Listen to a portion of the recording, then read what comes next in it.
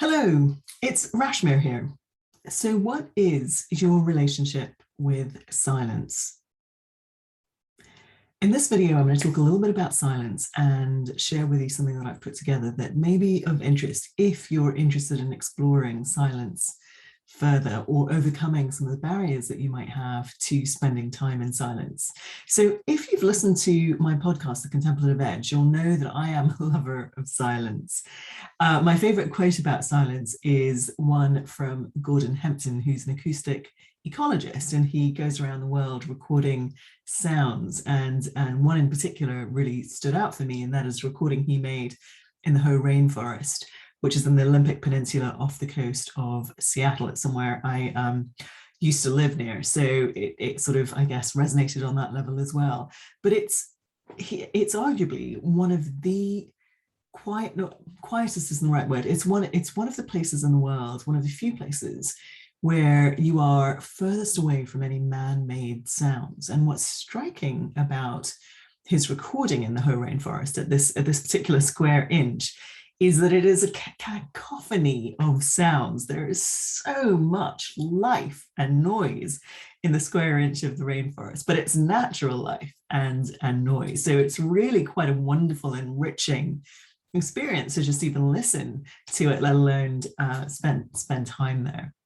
And anyway, all of this is to say that Gordon Hempton, who is a lover of silence, describes silence not as the absence of something, but as the presence of everything.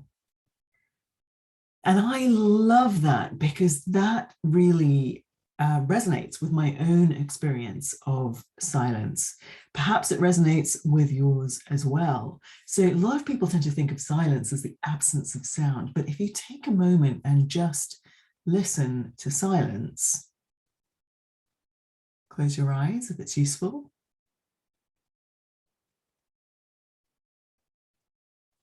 You start to tune in to the sort of ambient sounds around you, and there might be particular sounds, a bird chirping outside, the sound of water moving through a radiator, for example, or just the kind of white noise from technology, from whatever is happening in your particular environment, or it might maybe even as simple as the sound of your own breathing. So we know once we start to quieten down that silence isn't simply the absence of noise. We also know from studies that have been carried out that constant noise is very unhealthy. There is a health cost associated with living in places with constant noise. And so there's huge benefits from taking time to spend time in silence.